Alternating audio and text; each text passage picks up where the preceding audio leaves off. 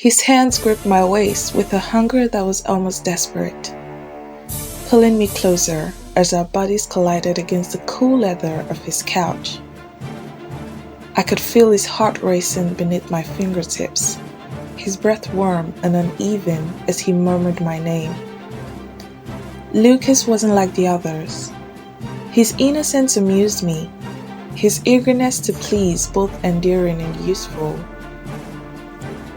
I tilted my head back, letting his lips trace a line down my neck, my nails digging into his shoulders as I whispered encouragement laced with promises I had no intention of keeping. His touch was greedy but tentative, as if he still couldn't believe I had chosen him. That was the beauty of Lucas, so eager to believe, so easy to mold. Lucas's kisses deepened, his initial hesitation dissolving into something more primal as his hands explored my body with newfound confidence. I let him take the lead, leaning into his urgency, my fingers tracing the lines of his back as he pressed me further into the couch.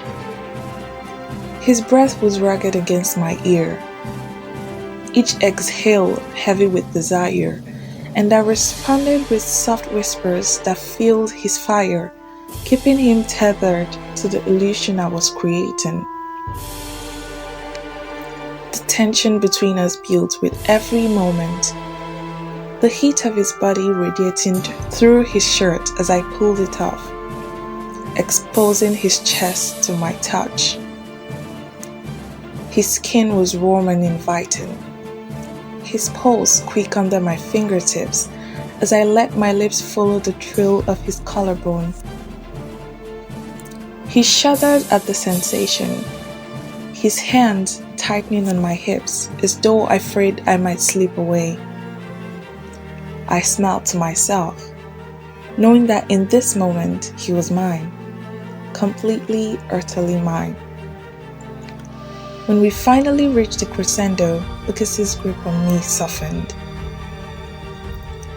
his forehead resting against mine as we both caught our breath.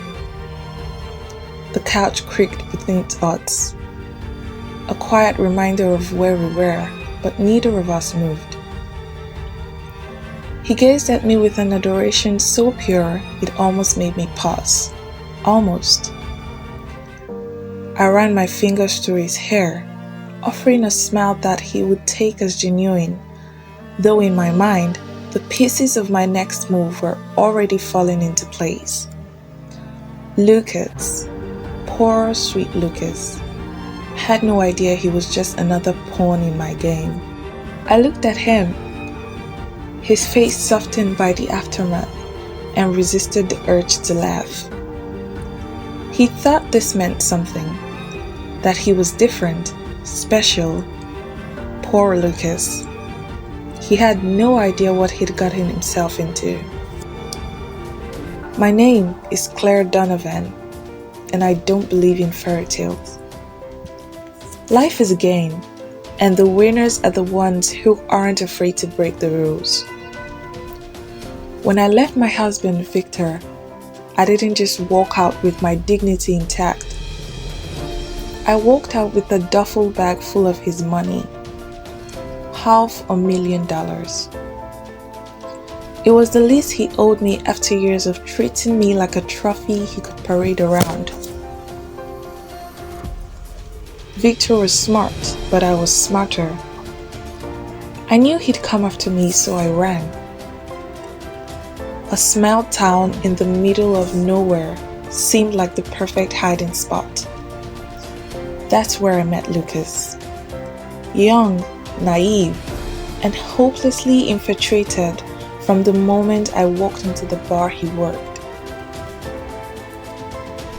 He was exactly what I needed. A distraction, and if played correctly, an alibi. Victor's money wasn't just an escape plan, it was leverage. I had bigger ambitions, and Lucas was my ticket to keeping everything under control. All it took was a few well-placed smiles, a little vulnerability, and he was mine. I needed to make love to him one more time.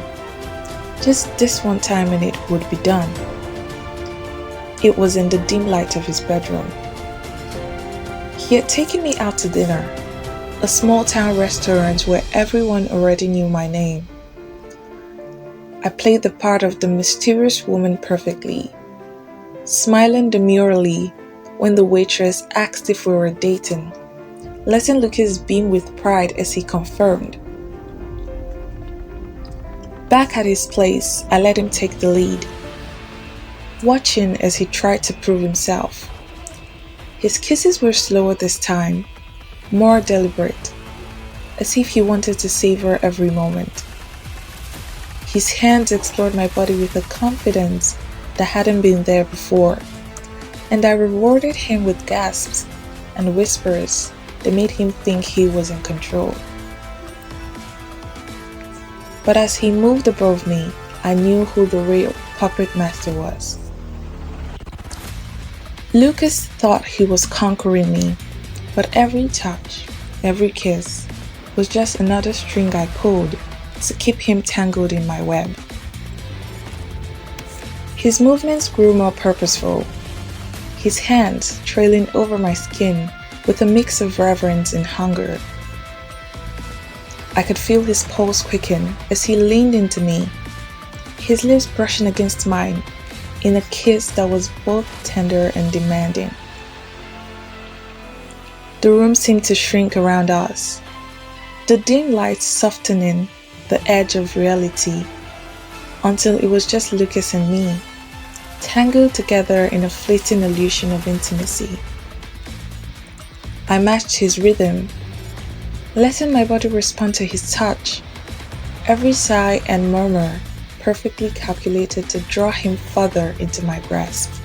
He whispered my name like a prayer, his voice husky and raw, and I allowed a moment of vulnerability to seep into my gaze.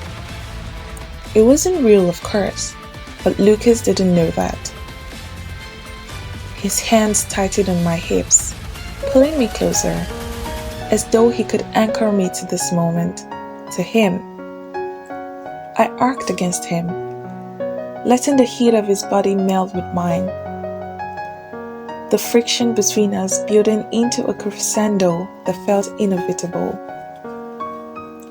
I could feel his devotion in every movement, his complete surrender, and I fed off it, knowing it was all I needed to seal my plans.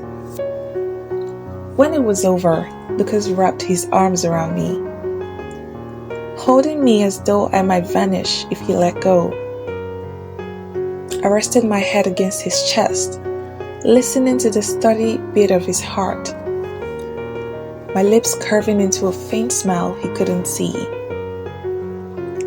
He thought he had given me everything, but in truth, he had nothing left to give. I'd taken it all, his trust, his loyalty, his love, and turned it into my weapon. Tomorrow, he'd wake to a world that no longer included me.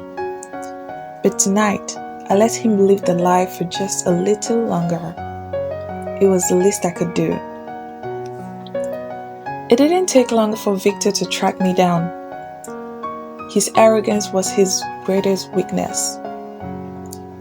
He couldn't fathom the idea of me outsmarting him. But I had anticipated this, orchestrated every step. When Victor stormed into town, Lucas became my unwitting accomplice, defending me against a man he believed was a dangerous ex. The showdown was almost too easy. A few crocodile tears, a fabricated story about abuse, and Lucas was ready to take Victor down himself. I let him believe he was my knight in shining armor, guiding him to do exactly what I needed. And when the dust settled, when Victor was out of the picture for good, Lucas looked at me with the adoration of a man who thought he'd saved the day. But heroes have no place in my story. The morning after I was gone, the money tucked safely in my bag, and a new name ready to use. Lucas would wake up to an empty bed and a harsh reality, but he'd survive. He wasn't the first man I'd left behind, and he wouldn't be the last.